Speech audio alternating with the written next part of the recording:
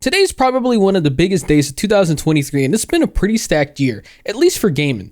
This is one of those situations where it's like, how does this happen? And you may have seen a couple headlines here and there, but yes, Microsoft, Xbox, gigantic leaks, documents that were uploaded for the FTC case that were never redacted, were all uploaded and they were pulled before they could be deleted earlier today. And wow, there's so much information. So I'm not going to go over all of it, of course, but I will go over some of the interesting tidbits and things that I think is pretty intriguing. But it's just so wild to see this even happen because this is a massive scale, a massive fuck up, if you will. And initially when all this came out, originally it was reported that the FTC were the ones who actually leaked all this information and they were the ones who made a big oopsies. But later on, it turned out that it was... Can't make this up. It was Microsoft himself that did it. Wild. So in case you don't know what I'm talking about, earlier this year, Microsoft and FTC were in a court battle where FTC was trying to block the Activision Blizzard merger with Microsoft because the argument the FTC had was if Microsoft bought those companies, it would pretty much turn them into a bigger monopoly than they already are, and it would put them in a major advantage compared to all the other gaming companies in this space. The problem was the FTC didn't do that at all. There's a reason why they lost, and it's because they were trying to say, how does this affect Sony? How does this hurt Sony? No one gives a fuck about Sony. Let's be real here, all right? They do their own anti-consumer practices. The problem and why FTC failed in their court hearings were because they did not argue how this harms the consumer, which, to spoiler alert, there's pretty hard to argue how Microsoft buying Activision and Blizzard was going to harm the consumer, especially if they were going to put everything on Game Pass. They were going to try and have it open to more accessibilities so you can play it in the cloud and everything else. That was kind of the big sticking point. And then to add on top of that, Microsoft made deals with Nintendo and Sony to make sure that they could still have Call of Duty for a very long time. Even they offered it to Gabe for Valve. So if you wanted it on Steam, he could have it there. Like, they were doing everything in their power to make sure this was as consumer friendly as possible. And so the FTC was pretty much fumbling. They were just saying, oh, what was Sony? Sony's feelings are hurt. How can we give Sony, they need more power to stay competitive? No one gives a shit. You're not arguing for the consumer, and that's why they failed, and that's why Microsoft won. And so fast forward to present day, and here we are now talking about the documents that have now been leaked. So this right here is all the documents from Microsoft, pretty much all neatly compact by The Verge.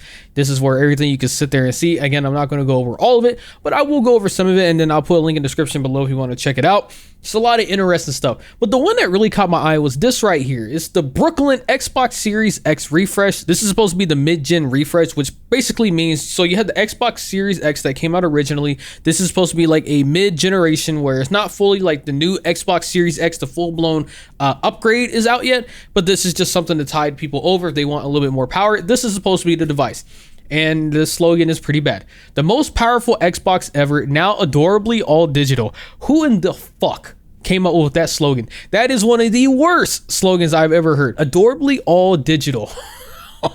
What? There's nothing adorable about having everything all digital. I don't care who you are. Unlike some people, I still enjoy having physical media so that when I get to 50 years old and I got my kids, they're almost adults, and I'm like, hey, look what I used to play when I was your age. Yeah, I used to pop my CD inside the actual console box, and that's how I played my games. And when I was done, shocker, I took the disc out and then I swapped it and put another disc in. Wild, right? Times are changing, you know, granted. And then I know someone's gonna be like, well, don't you play on PC? Don't you download all your games? Yes, I do, but I still like to have physical media. There's something nice about, one, being able to buy the game, finishing it, and then reselling it. But on the other hand, something that's just nice about having it in my collection to look back at, you know, fond memories like, oh yeah, I remember when I played that game. That was amazing.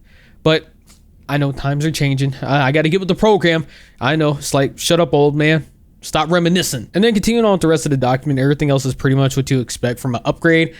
Same great price, $499. Shouldn't surprise too many people. The all new, more immersive controller.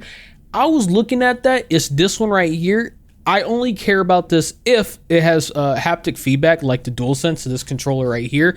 This bad boy is fucking fire. I'm not here to be like a Sony shield or to that I'm endorsed by. I'm not. But I will admit it has really good vibration motors or haptic feedback or whatever the fuck they call it. It's actually really nice compared to the Xbox controller. Once you use it, you'll know what I'm talking about. It's actually really nice, especially adaptive triggers. And so to sit there and hope that Xbox has something that's similar to it, I would hope that's what this is, but I don't think it is. I feel like I'm huffing hopium with it, but it does say precision haptic feedback. A bunch of other cool shit in here.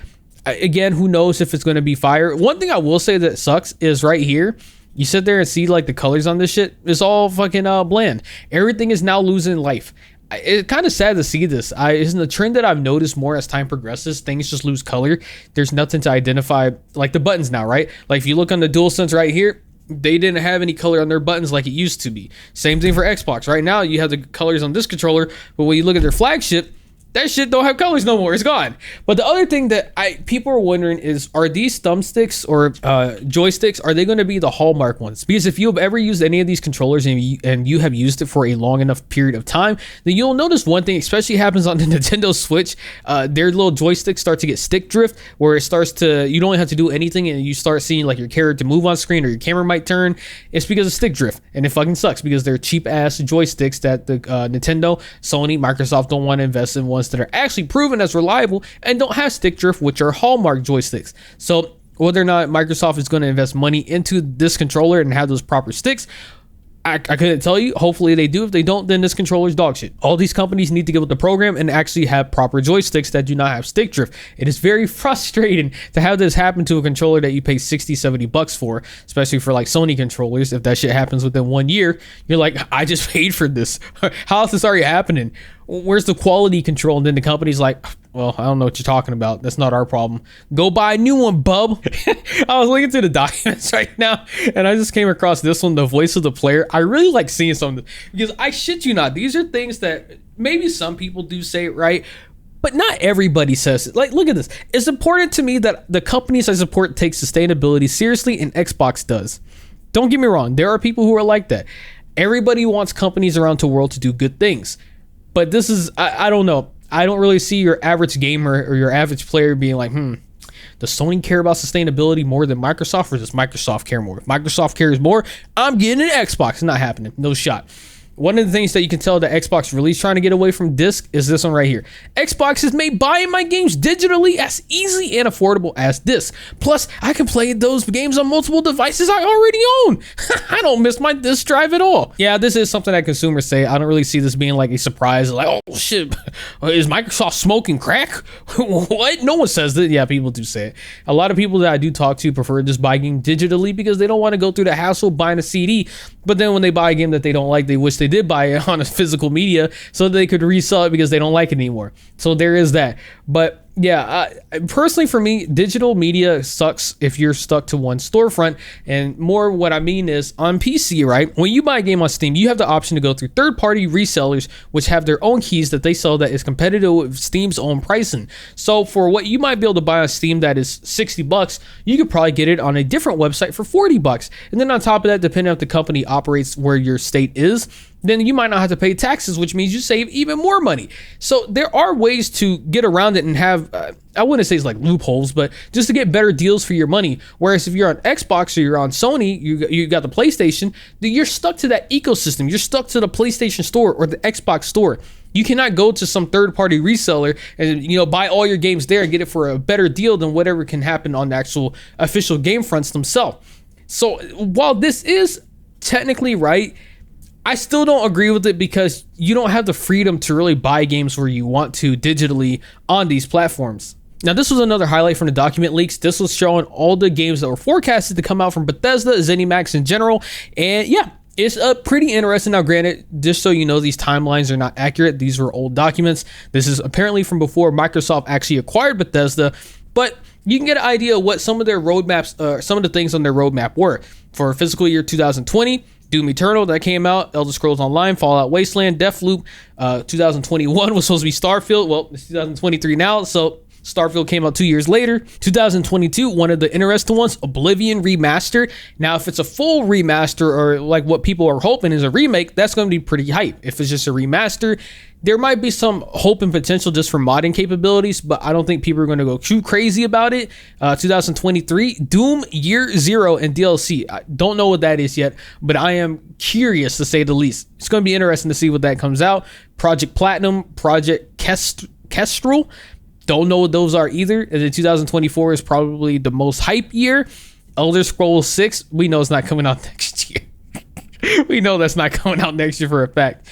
Fallout 3 Remastered, Ghostwire Tokyo sequel, Dishonored 3, Doom Year Zero DLC. So it looks like they got some pretty banger games lined up, as long as this is still accurate to some extent. Not in terms of the timelines of when they're coming out, but that they're still working on those projects and they weren't canned. And knowing Microsoft, they probably want some money to be printed and they want some hit sellers for their console. So these sound like some pretty good titles to have as lineups down the line for future console sellers, and just in general to get more people on Game Pass. And one last nugget of information that I want to share, which I really find this one fascinating, because you never really get to look inside these conversations with actual big corporations and what they're trying to do and what they actively want to seek out to buy, etc., etc. And this is a conversation that Phil Spencer had about trying to acquire Nintendo of all companies and what their views are with Nintendo in general. So originally this response that Phil was replying to, someone said at the bottom, they were talking about acquiring TikTok. This is back in 2020. If you don't remember, there's a point in time where TikTok was probably going to be kicked out of the US and they weren't going to be able to operate anymore. And that's what this was falling into. This was looking at whether or not they wanted to acquire TikTok or not. And then the discussion came up about acquiring Nintendo. And so Phil said, I totally agree that Nintendo is the prime asset for us in gaming, and today's gaming is our most likely path to consumer relevance. I've had numerous conversations with the LT and Nintendo about tighter collaboration and feel like if any US company would have a chance with Nintendo, we are probably in the best position. The unfortunate or fortunate for Nintendo's situation is that Nintendo is sitting on a big pile of cash. They have a BOD, which I'm assuming is board of directors, that until recently has not pushed for further increase in market growth or stock appreciation. I say until recently, as our former Microsoft board of director member Value Act has been heavily acquiring shares in Nintendo, and I've kept in touch with Mason Morfett as he's been acquiring. It's likely he will be pushing for more from Nintendo stock, which could create opportunities for us. Without that catalyst, I don't see an angle to a near-term mutual agreeable merger of Nintendo and Microsoft, and I don't think a hostile action would be a good move, so we are playing the long game. But our board of directors has seen the full write-up on Nintendo and Valve, and they're fully supportive of either opportunity arises, as am I. Confidentially, we have two fairly active mergers and acquisition discussions in gaming right now. Warner Brothers Interactive and ZeniMax, which we all know they acquired ZeniMax, but they have never acquired Warner Brothers, so I'm assuming that failed. They were just talking about their whole situation with that. Then they're talking about the whole TikTok situation. I'm not going to go read through all that, but it's an interesting conversation just to read, just to hear the thoughts and what these companies are looking at doing. Because again, this is not something that we ever get to see. And then Phil ends his email by saying, at some point, getting Nintendo would be a career moment, and I honestly believe a good move for both companies. It's just taking a long time for Nintendo to see that their future exists off of their own hardware. A long time. So pretty much the whole idea was that they were looking at Nintendo as an acquisition, but it would be a long-term plan, if you will, to try and acquire Nintendo. Do I personally ever believe that they're going to let themselves be bought out by Microsoft? No shot. I don't think Nintendo's ever going to do that, especially with how successful the Switch has been. And even in 2020, it was doing good. I don't see in what universe Microsoft thinks they're going to be able to acquire them. I guess the notion that Phil is trying to get at is if Nintendo doesn't step their software game up, they're going to fall behind, and their hardware can only take them so far until they fall behind and people want to play software, and they're going to want to play it on other platforms instead of being stuck with Nintendo. When the reality is, the reason people play Nintendo is because of their IPs. Their IPs are their most valuable assets. They can release the biggest stinker ever for the Switch 2 that isn't really the biggest upgrade ever, and people will still buy it so they can play Mario, so they can play Pokemon, so they can play all the big IPs. When Breath of the Wild 3, I know it's not going to be Breath of the Wild 3, but you get when the next big Zelda title comes out, people are going to be on it. That's just how strong the IP is.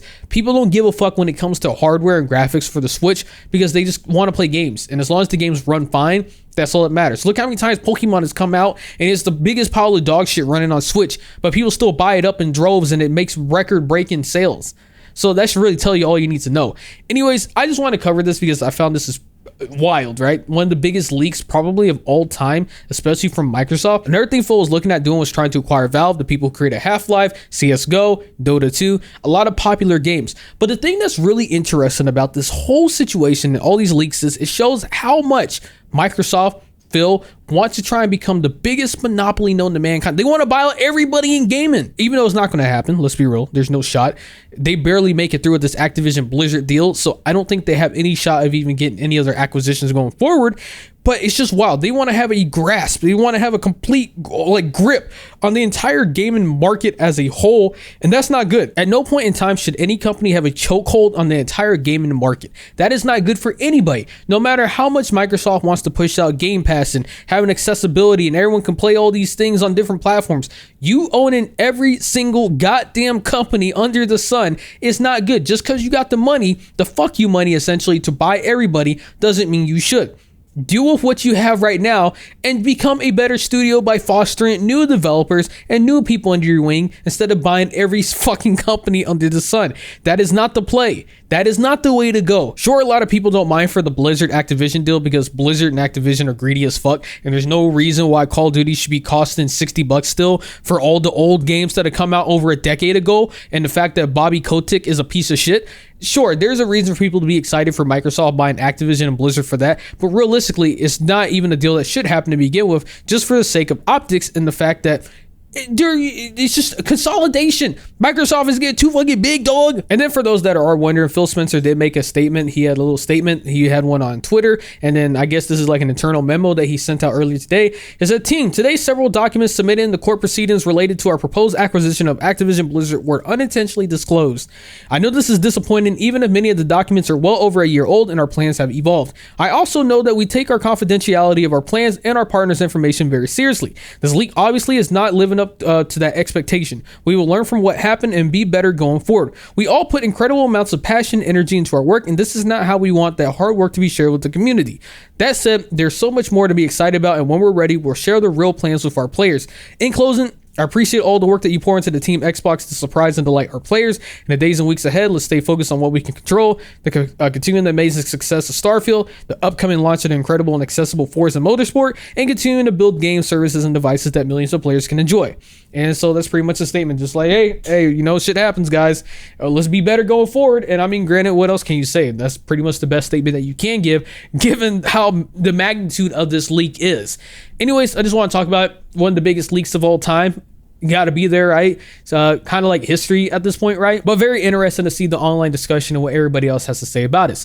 Anyways, you made this far into the video. Consider giving a like, subscribing to the channel. Let me comment below what you think. Have a great day. Yeah.